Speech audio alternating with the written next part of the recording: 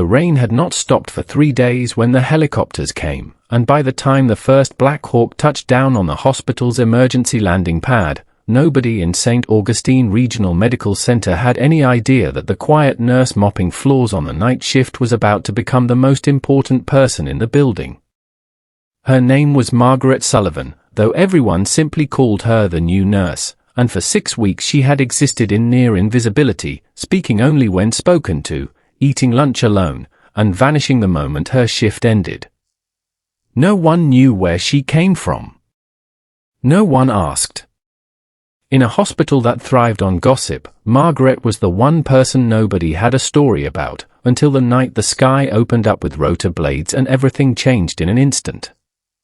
If you believe people deserve second chances, and if you believe in stories where quiet strength finally gets seen, hit that like button, drop a comment below, share this video with someone who needs a little hope today, and subscribe to the channel so you never miss a story like this one. Margaret had arrived at St. Augustine Regional in early spring, carrying a single duffel bag and a resume with unusually vague gaps in it.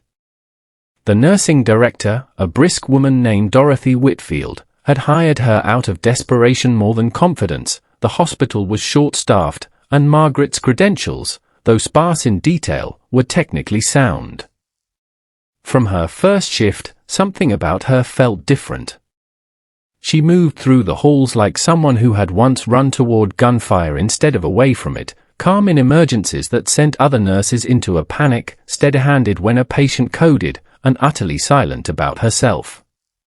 When colleagues asked where she'd trained, she would offer a soft, practiced answer, here and there, and change the subject before anyone could press further. The other nurses whispered about her, the way people always whisper about someone who doesn't perform their personality for an audience. Some thought she was cold. Others thought she was hiding something shameful, maybe a past mistake, maybe a broken marriage, maybe worse. A young nurse named Rachel Donovan, fresh out of school and eager to prove herself, once tried to strike up a friendship, inviting Margaret to join the staff for drinks after a long shift. Margaret declined politely, as she always did, and Rachel walked away feeling the quiet sting of rejection, unaware that Margaret had spent that particular evening sitting alone in her car in the parking lot, hands shaking, fighting memories that no one around her could have imagined. What none of them knew, what Margaret had buried so deep that even her closest relatives back in Ohio didn't speak of it anymore, was that before she was a nurse, she was Colonel Margaret Sullivan, United States Army, a combat medic who had spent 11 years pulling soldiers back from the edge of death in places most people only saw on the news. She had led medical teams through firefights in Kandahar, stabilized wounded men in the back of helicopters while bullets cracked against the fuselage, and once worked for 18 hours straight in a forward surgical unit that lost power twice during a mortar attack. She had earned decorations she never wore, met presidents she never mentioned, and buried friends whose names she still whispered in her sleep. When she left the military 2 years earlier, it wasn't because she wanted to. It was because the weight of everything she had seen finally became too heavy to carry into another deployment, and a quiet civilian hospital in northern Florida seemed like the only place soft enough to let her breathe again.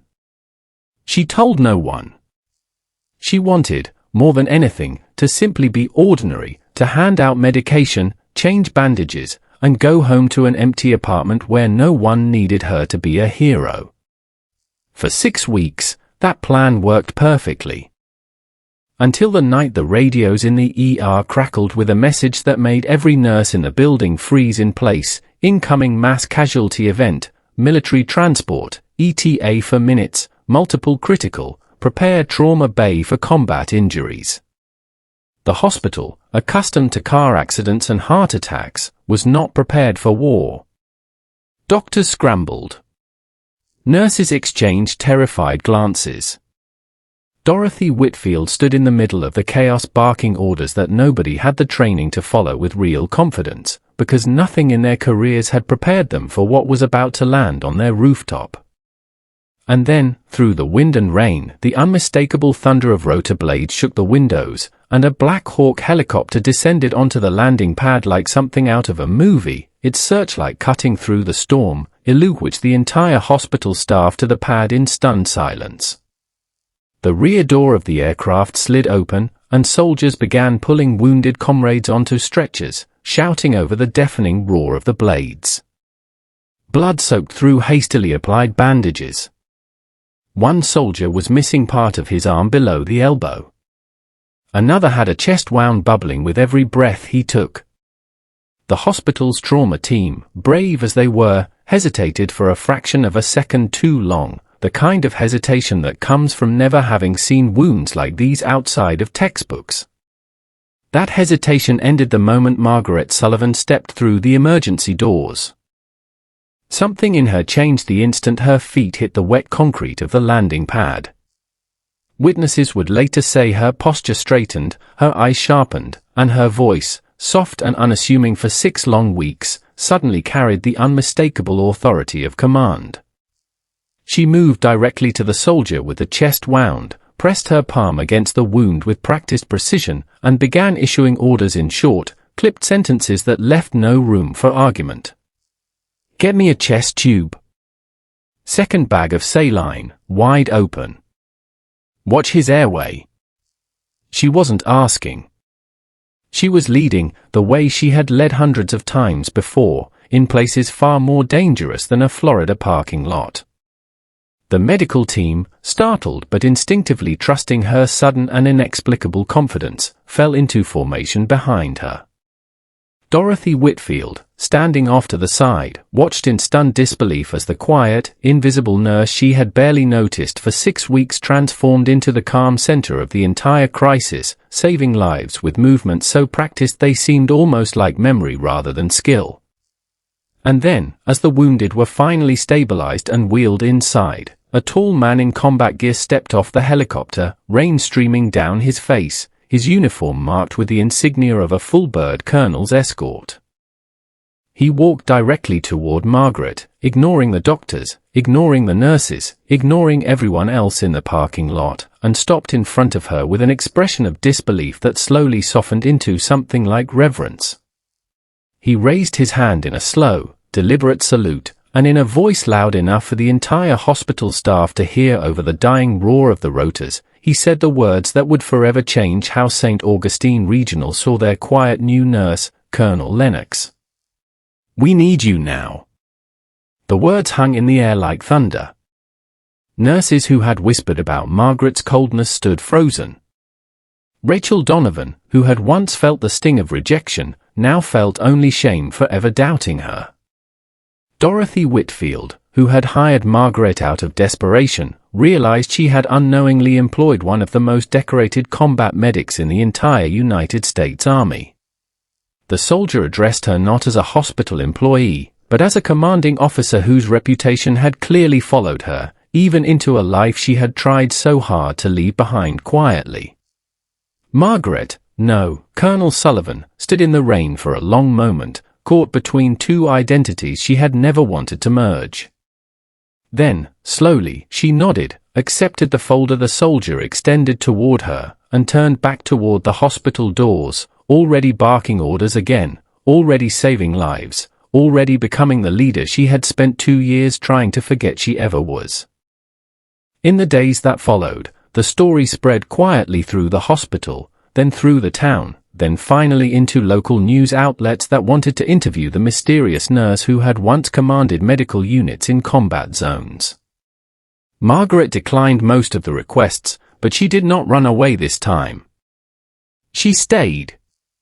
She let her colleagues finally understand who she was, not to seek admiration, but because hiding had cost her more than she had ever admitted to herself. Rachel Donovan became her closest friend in the weeks that followed, learning not just nursing skills but the quiet resilience of someone who had survived things most people could never imagine. Dorothy Whitfield promoted her to head of trauma response, a role Margaret accepted with the same calm humility she brought to everything else. What began as a story about a woman nobody noticed became, in the end, a story about the quiet strength so many people carry without anyone ever knowing, the veterans, the caregivers, the survivors sitting beside us every single day, invisible until the moment the world finally needs them to stand up and be seen. Margaret Sullivan never asked for recognition. She never wanted the salute, the folder, or the sudden attention. All she ever wanted was to heal people quietly, without anyone knowing the battles she had already fought to get there. If this story touched your heart even a little, please take a moment to like this video, leave a comment, and share it with someone who might need to hear it today, because stories about quiet heroes deserve to be told, and deserve to be heard. Before you go, I want to ask you something. Comment below and tell me, have you ever misjudged someone quiet, only to later discover the incredible strength or story they were carrying all along? I would love to hear about it. Margaret Sullivan taught an entire hospital that the quietest person in the room is sometimes the strongest one in it, and that the second chances we give each other, the grace to let someone start over without judgment, can change not just one life, but every life that person touches afterward. Somewhere in northern Florida tonight, a nurse who once commanded medics through the fires of war is standing quietly beside a hospital bed, holding a stranger's hand in the dark, proving once again that heroes don't always announce themselves. Sometimes, they simply wait to be noticed.